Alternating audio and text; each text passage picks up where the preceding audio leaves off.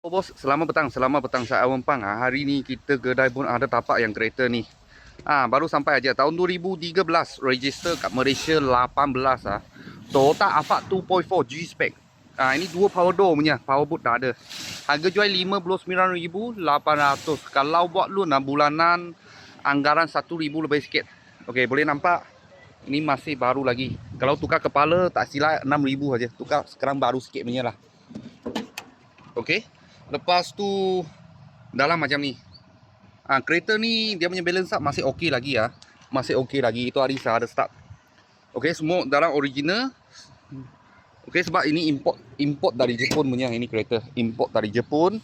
Dalam punya condition macam ni. Okey, lepas tu ada dua power door saja. Lepas push start button memang ada lah. Ini boleh duduk 8 orang. 1, 2, 3, 4, 5, 6, 7, 8. Boleh duduk 8 orang. Okey, belakang 3, tengah 3, depan 2. Boleh duduk 8 orang. Harga jual 59,800.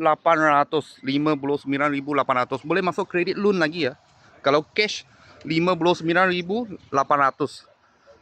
Kalau buat loan bulanan anggaran anggaran 1,000 lebih sikit. 1,000 lebih sikit boleh dapat yang kereta ni MPV. Sekarang kredit ada offer. Boleh tarik, boleh masuk loan.